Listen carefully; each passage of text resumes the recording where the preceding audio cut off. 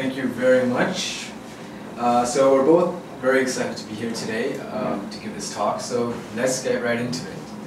So firstly, we're going to show a few pictures of a specific city, and just in your mind try to guess which city it is. A lot of you already know the topic of today's talk, so just don't mention it because we're also recording the talk, so for them don't mention it. So here's the first picture of this mysterious city. Here's another picture.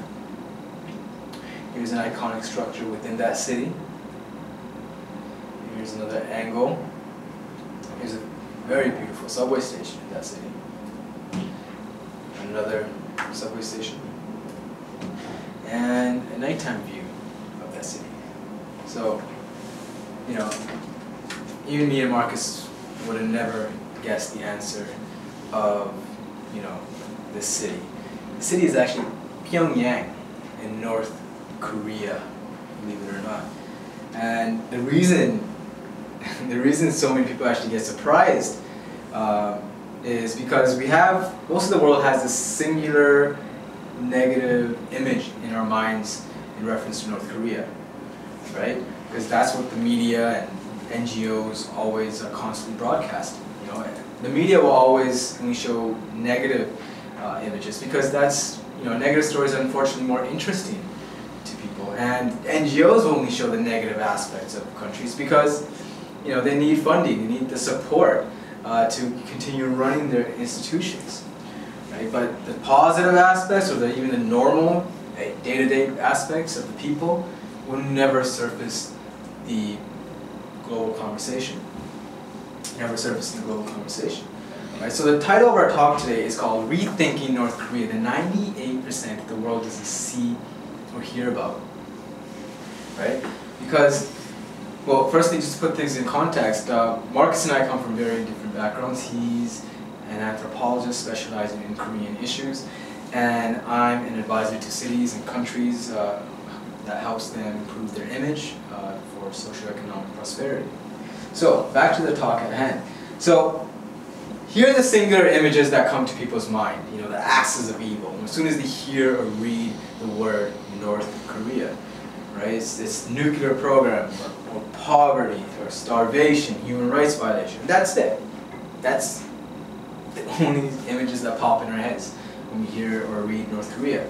Now, before we move on with this talk, I just want to make one thing crystal clear. We do acknowledge that starvation and abject poverty does exist in North Korea. It is a communist country. We do acknowledge that human rights violations and political oppression does happen in North Korea. We fully acknowledge that, and we don't dismiss these facts at all. Right? So now that we've stated this outright, here's the big problem though. This is not what North Korea is all about. This is not the whole story.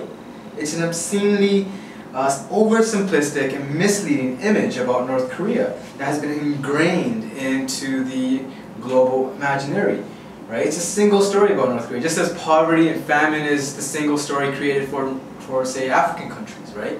Of course, that's not true for African countries. That's not the only thing about African countries. There's all kinds of positive things happening there, all kinds of cultures, all kinds of developments happening there, right? And the same thing is with North Korea and many other countries. Right? So as we know it, single stories, when we have just single rigid stories, they lead to lazy stereotypes. Right? And in the words of Chimamanda Adichie, who is this amazing African storyteller, she says, it's not that stereotypes are not true, but they are extremely incomplete. They make one story the only story.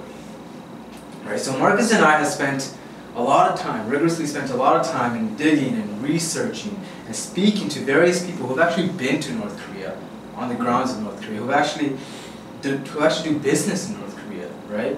Engage in North Korea.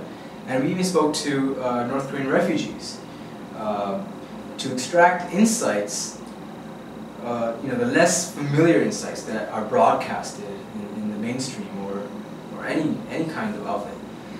And so we learned a great deal also through photography, especially through photographer by the name of Andrei Lankov. He's this amazing photographer in North Korea. He's been there, and so we're going to share his photography throughout the presentation as well. Now, so our attention today is more towards the favorable aspects of North Korea that are seldom broadcasted in the media and in academic reports, right? So our aim is not to deny or replace the negative stories about North Korea, because it is reality, but rather to balance out the story of North Korea. And balance is the operative word here, right? Because every country has both negatives and positives, right? But we're here to, talk about. We're here for the people of North Korea. We're not here to talk about, necessarily the state of North Korea, but for the people of North Korea, to reveal their, their lives that are, neglected in all kinds of media outlets and so on. So, before we move on, what's interesting, what I found is that when we view a country as a whole, it's very difficult to imagine a country, right? Because countries are just too vast to imagine.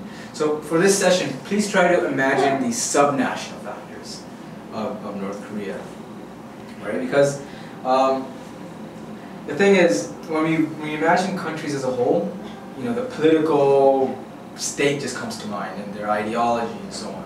But more meaningful to view countries is by looking at the subnational factors within them, right? Think of like Pyongyang, the city which we showed earlier. Think of Wonsan. Think of Hamhung, which is the second largest city in North Korea. Think of Cheongjin. Think of Kaesong district.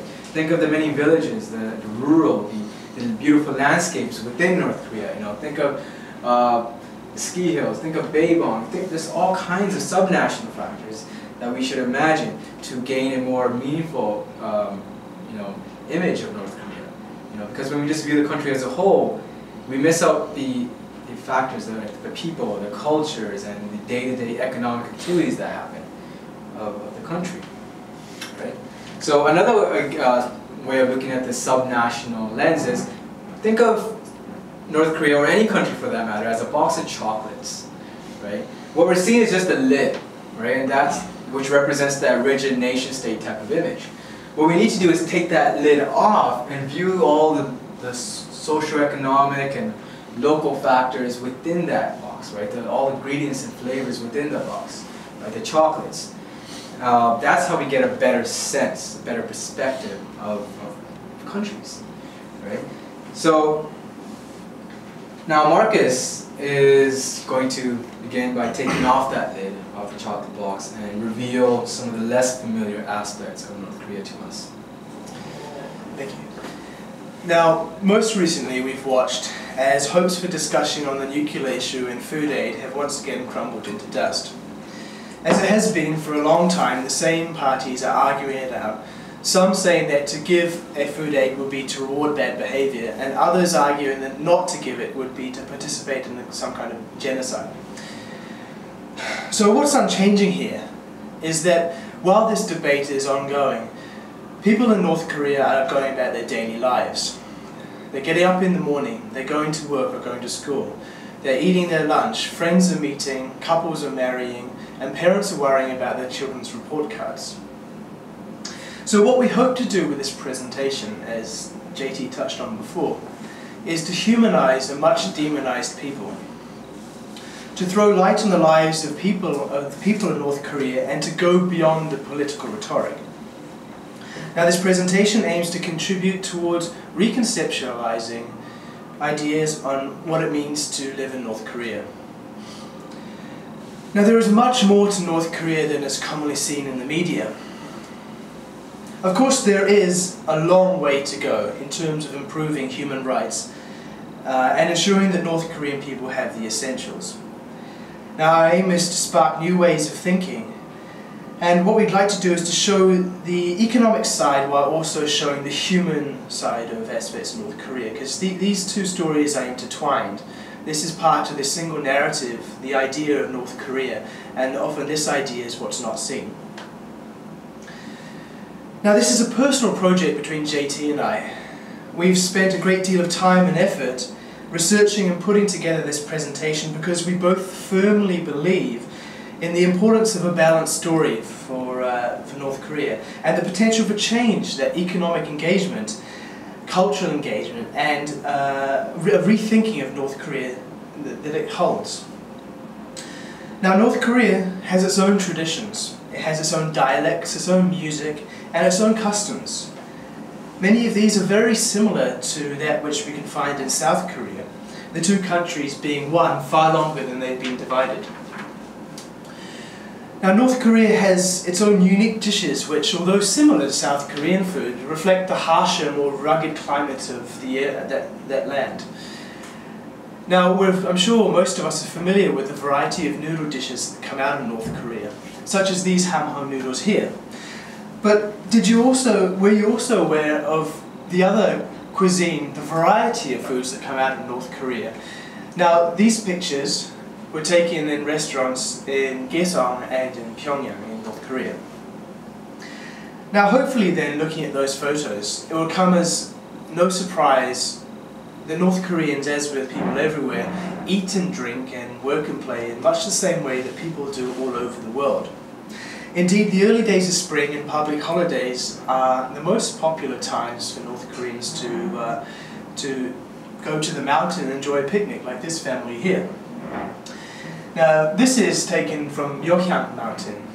Now, in North Korea, as with countries all over the world, there are a variety of areas which are really popular for tourism. Now, Myeokhyang Mountain is popular both for the hiking trails and for the temple there, Hohyeon Temple, which is quite famous. A number of North Korean friends of mine have related to me their own experiences in North Korea of times when they have either gone for hikes or gone to the river and enjoyed open fires and konkos. These are very human aspects of the North Korean narrative, and this is the kind of thing that we would like to show.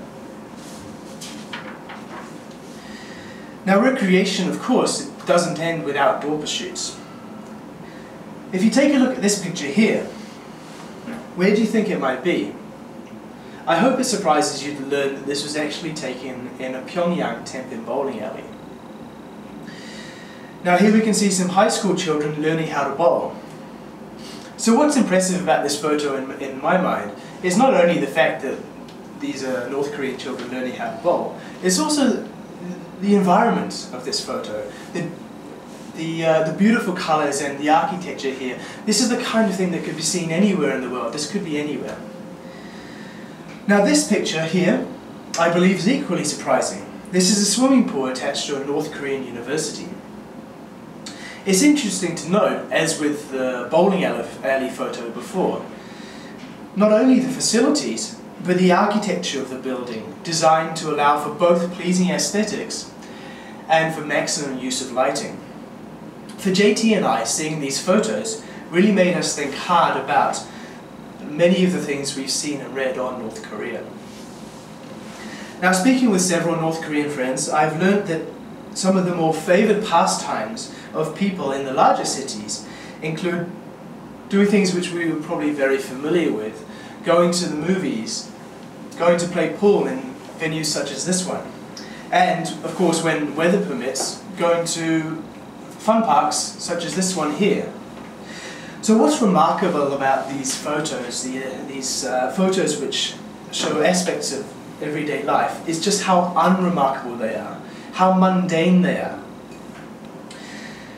Indeed, as in most places in the world, these are people going about their everyday life, taking respite from the pressures of their day. Now, it's unfortunate that we don't see more of these elements when we hear and when we read about North Korea. So, Marcus and I actually gave the same talk about 2 weeks ago to a larger crowd at Korea University. And during the Q&A, we came to realize that there's almost this kind of knee-jerk reaction to think that anything normal or anything that positive that comes out of North Korea is fake or propaganda. And so now this concerned us very much. And we realized really fundamentally is that when a new perspective is shared, a new perspective emerges, and isn't aligned with people's current worldviews, they simply dismiss it as untrue. And this is something that needs to be addressed. Right? And so, meet Professor Andrei Lankov.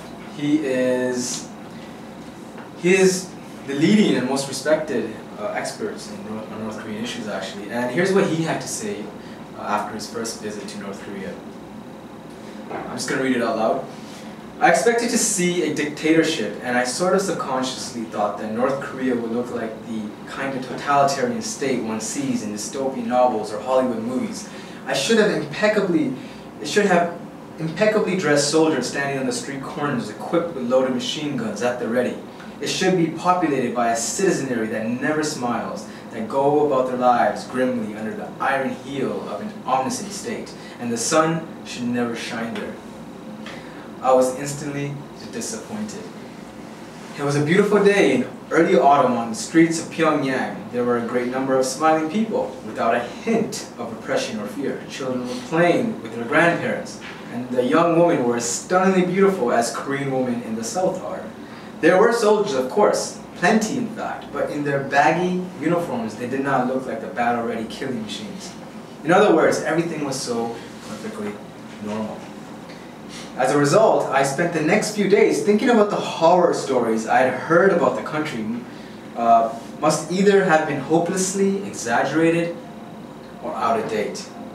So these are the words of Professor Andrei Lankov.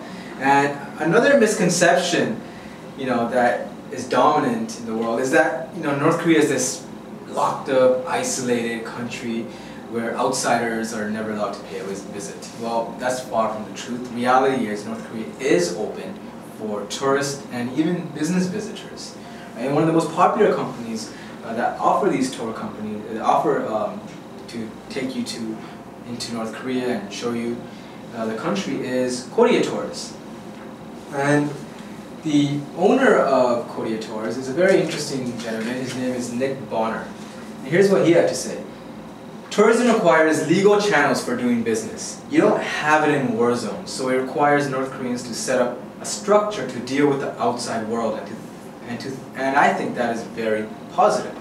People will disagree, but it would be difficult to further isolate the country, and I think engagement is a better policy. Non-engagement has not worked.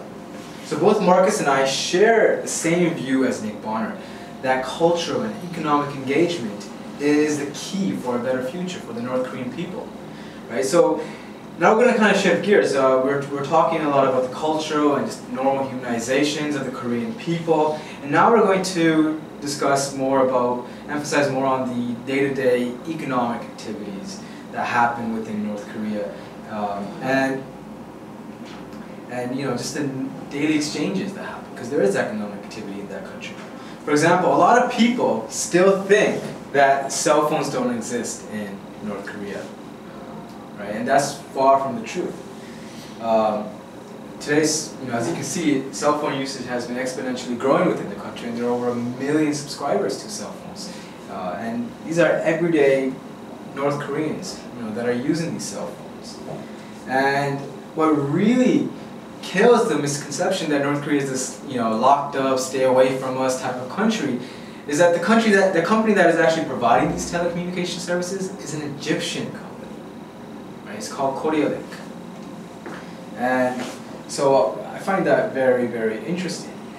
And so while the world continues to falsely believe that North Korea is this locked up country, North Korea has actually been desperately reaching out for all kinds of engagement, economic engagement, and so on, right? Because North Korea needs to engage with the world. They have all kinds of resources that need development, right? It's a very underdeveloped country still, but has a lot of resources and therefore needs international help in developing, them from financial assistance and just normal business development, right? So what I found very, very interesting and actually surprising is that North Korea has actually been building free economic trade zones for several years now, specifically designed to attract foreign investment. right? And this Kaesong Industrial Park is the most fascinating example because there are over 120 South Korean firms, right, with over 50,000 jobs for the North Korean people in this zone, right? And I just found that very, very interesting because, you know, they produce all kinds of things: clothes, utensils, watches, electronics, and all kinds of other products. And despite the conflict between North and South Korea, this economic zone has actually been thriving. It continues to grow. Here's a picture of Lu Gongqi. He's the chairman of Wangzhe Group, which is just one of the many Chinese businesses operating within North Korea. And here's a comment from Lu Gongqi. North Korea is like how China was 30 plus years ago. Through our contact, we are certain that they will become more open and more liberating. Here's a different comment from a different investor. It's like China in the 80s. North Korea is like China in the 80s. The market reforms are very evident, so it's an exciting time to join the market. So furthermore, it's not just big businesses that are entering into North Korea to provide jobs and opportunities for the North Korean people. There are also businesses on the smaller scale that are moving in. For example, you know, here's a very hip Swedish company that manufactures jeans in North Korea. Right? It's called Noko Jeans. And there are even Italian-funded pizzerias now in North Korea. Right? And it's just amazing, you know, the various kinds of businesses that are going into North Korea. Right? And another misconception and these false assumptions that exist is that, you know, it's scary to deal with North Koreans when it comes to business. You know, they will defraud you and con you and whatnot. Well, here's what Nick Bonner, who we mentioned earlier, who owns Korea Tours, had to say. Well, this is what he told us. I've never been cheated by North Koreans, though we deal with relatively large amounts of money. There is tremendous trust. It has been easy to develop and continues to develop. And we also spoke to a very interesting gentleman, a British businessman, who has been doing business in North Korea for almost 20 years now. Right? And here's what he told us. North Koreans, on a very human level, appreciate foreigners who see through the politics and demonization. They just want to get on with their jobs. And he goes on to say, I have never personally come across some of the things North Koreans have been accused of. Instead, I would argue that they are very easy to do business with because they are so focused on acquiring what their country needs. So there you have it. This is coming from people who are actually on the grounds in North Korea, who are actually involved in North Korea. They're not just sitting at their desk overseas giving off opinions, you know, these so-called North Korean experts in the media and so on. These are actual people on the ground. Right? So now in the beginning of the presentation, we were focusing on the culture and the normal humanizations of North Korean people to emphasize on the potential cultural engagement. And now we're touching on you know, the economic engagement aspects, the potential for economic engagement and the daily, everyday economic activity that exists in North Korea. So Marcus will give a few more examples and then conclude. Now, as well as the social life of the people that continues on this everyday basis, it's important to realize that there is more to North Korea than what we usually read and see in terms of promoting cooperation and development. In fact, progress has already been made in the textile, retail and heavy industries, just to name a few. If it interests you to know that markets and stores exist in North Korea at all, it should astonish you to hear of the growing fast food businesses that have popped up in Pyongyang in the last 5 years. Such as this one here, named the Samtaeson Diner. Now this offers similar fare available in any McDonald's or Burger King. Burgers, chips and soft drinks are all on the menu, done of course in the North Korean style. Now North Korea here is doing to Western food what Loteria did in the 1990s in South Korea. The Samtaeson Diner was opened with the help of Singaporean investment.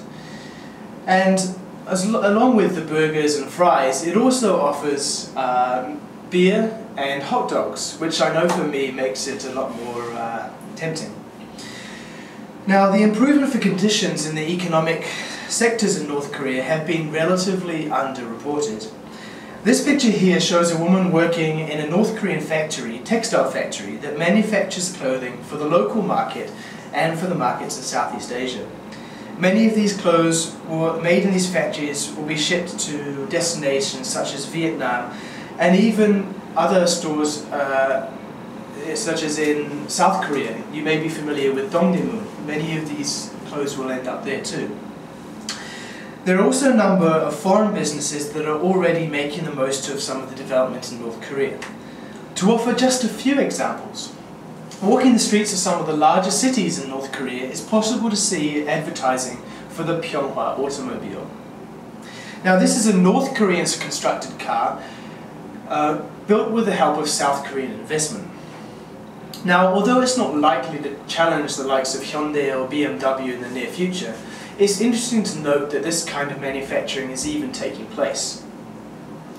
Another example can be seen with DHL.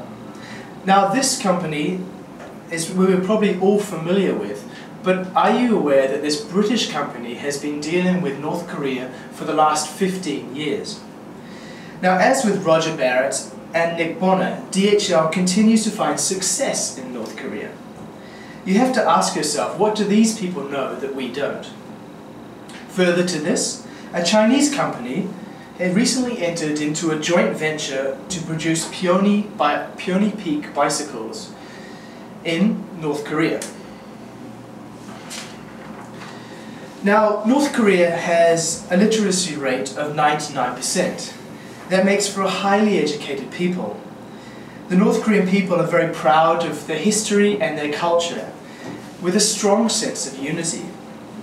There are a myriad of ways to engage with North Korean people that can offer positive results in the long run.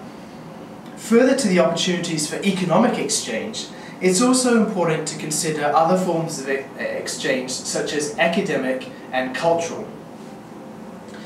North Korea and countries such as the UK and Australia have been engaging in this form of academic exchange for a long time. And this form of cultural exchange in terms of performances have been also going on for a long time, usually between North Korea and the surrounding countries. Indeed, to paraphrase a recent paper written by an independent task force on engaging North Korea, cultural and economic engagement could change North Korea's perception of its own self-interests. Positive change has the potential to induce and reinforce North Korea's peaceful transition into a country that can better provide for the people's welfare and engage with other countries in a non-hostile manner. What is important in this initial impetus is that it's carried on and that it's built on in a positive manner which can ensure the benefits for the Korean people, North Korean people. Positive engagement, beginning with understanding these elements of a country that are often hidden from view, have the potential to also improve human rights and to create change in the lives of everyday people. Now, I've worked with North Koreans for the last 3 years, and what I often hear from many of them is how much they miss their hometown, they miss their friends and family, and the tastes and smells of home. When asked what they would do when reunification occurs, I often hear that they'd like to go back to their hometowns to help contribute and improve conditions where they're from. Now, it's important that we don't ignore this sentiment, and where possible, we actually attempt to tap into these feelings that are being expressed by these individuals. These strong feelings that exist in North Koreans have the potential to create change on a massive scale. It's not our intention to ignore the many problems in North Korea. Rather, we feel it's necessary to show that there is more. Now, it's unlikely that while we label North Korea crazy, belligerent, and hostile, we can expect any kind of mutually constructive engagement to develop. The Asian concept of saving face demands that a certain level of sincerity is demonstrated so as to move the dialogue forward. Economic sanctions have made no other progress than harming the people of North Korea. Nuclear negotiations have also met with very little success. The North Korean question is extremely complicated, and there is a danger of simplifying it and of highlighting some factors while ignoring others. In this case, we hope that we offer another element, another piece of the puzzle, from which to understand North Korea and the Korean people. I hope that we've opened your eyes to some of the local factors, some of the human elements of life in North Korea. There continues to be so much that we don't hear about, so much that we don't know in terms of the everyday life. We strongly believe it's necessary to rethink how we understand North Korea, to look at the missing 98% of the picture, and we sincerely hope that you will think the same way. Now we'd like to leave you with some photos, some more photos from North Korea, just as food for thought, and then we will field some questions.